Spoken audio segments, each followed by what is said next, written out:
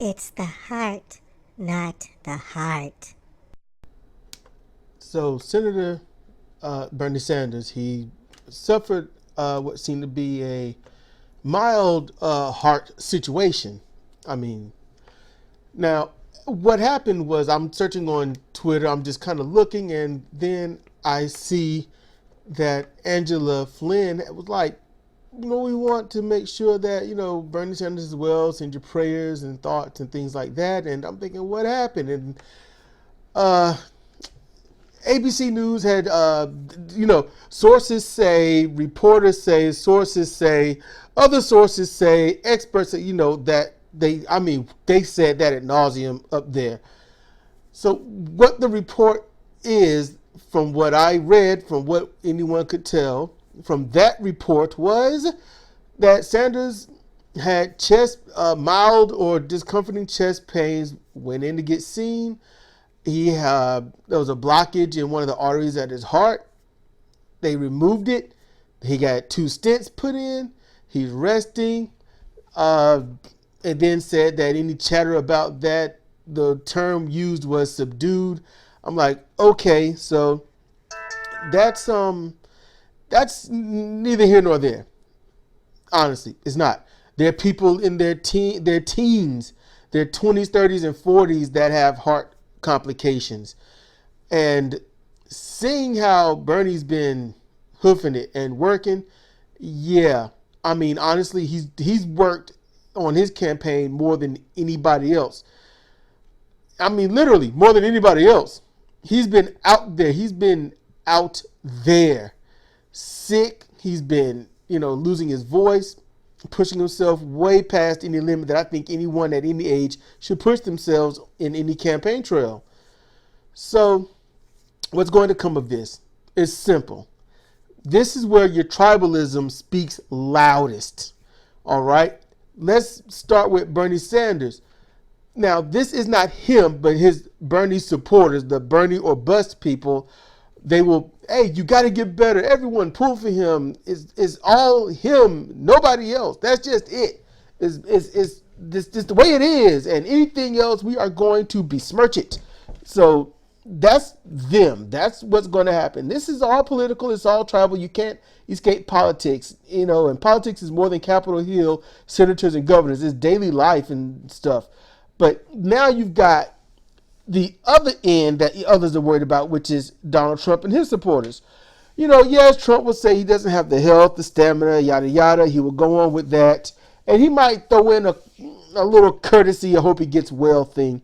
Trump supporters will definitely laugh. They will have the best time of their life knowing that somebody that wants better for them is, in the hospital, hurt. Just think about that, all right? Just think about that. Now, those who are Elizabeth Warren supporters, they are definitely going to be like, yes, finally, see, he's too old. He can't hack it, he can't make it, yada, yada, yada, get out of the way, all this other stuff. You don't see Warren with any of these issues because women are in better health, yada, yada. They're going to throw all that out. And they will throw out statistics dating back to the 70s, 80s, and 60s if they can. It don't matter. And then you've got, I'll get to the other dude, but you got the Yang gang. You got Andrew Yang. Andrew Yang, he'll most likely, hey, Andrew Yang himself will be like, I hope he gets better. It sucks that this is happening.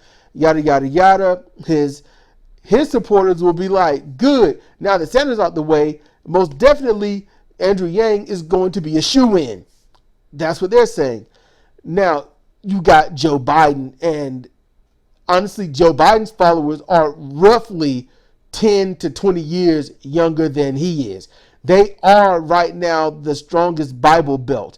They are the elderly people, the elder mothers or grandmothers, fathers, the great uncles and great aunts, those who are baby boomers or, one or half a generation just outside of it, So these are the people that are supporting Joe Biden the most and the strongest. they are the ones that you will not change their mind. It will take some serious stuff to change their minds. So they'll say, well, I won't go vote for Sanders anyway. So now with Sanders out the way, he won't split the vote. So it's all good. Let's do this. And they're going to be happy. All right. So politically speaking, let's go with the news and everything else. They are going to question if Bernie Sanders is even fit to continue. Everyone else will talk about, is Bernie Sanders even worth the time to talk about when they won't talk about him anyway? You only talk about those that are extremely popular in your tribe or people who are a threat to your tribe. Those are the only people that get talked about. And, what the hell? Somebody outside is hollering. Must be the neighbors. They must have lost a chicken. Okay, so when it comes to what's happening, I know just one thing to another. When it comes to the news media, they are really going to rail against Bernie Sanders. It's going to be bad. They are going to exceedingly politicize it. They are definitely going to tribalize it. And then they will only talk about his health and how poor it is, how terrible it is. They will bring up his health ad nauseum. All right. And then Trump will continue to do tweets about how healthy he is, how he hopes Sanders have a good and speedy recovery. And he just, and how strong Trump is. That's basically what's going to happen. All right. Warren will be wanting to know about, Sanders and whatnot. And just to be honest with you, all of this stuff here, it shows one thing.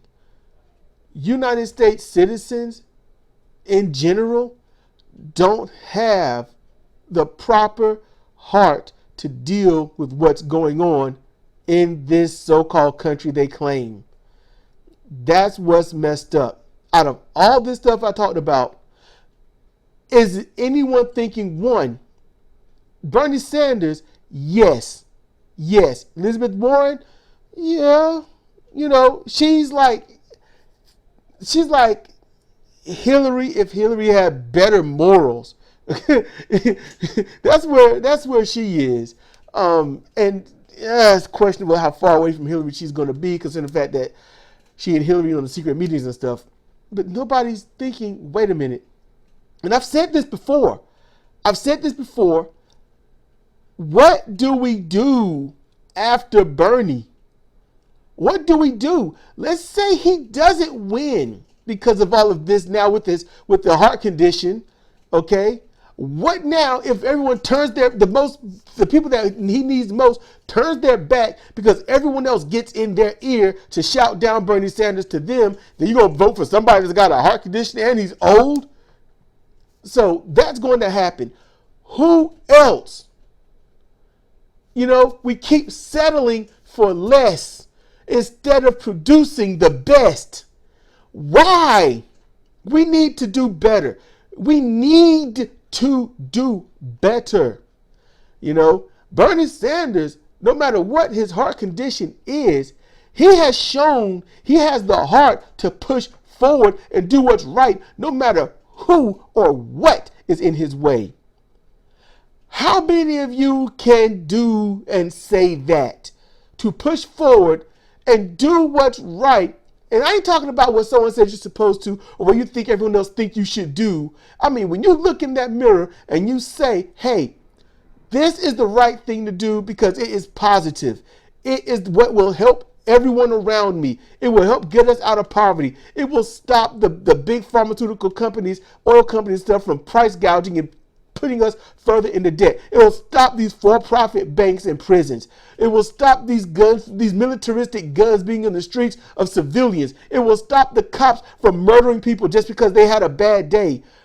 Who do we have that is like that? How can you be in the mirror and not be like that and then say who has the heart and who don't? I'm just saying we need Bernie as the standard bearer. The weakest thing that we could ever have in politics should be Bernie Sanders. That's it. Anything less than that should be a no. It should be a deal breaker. So please think about it. All right. It's not necessarily Bernie Sanders' heart that we need to worry about. It's our own. This is Cedric Kennedy for Comparative Reasoning. Thank you for listening.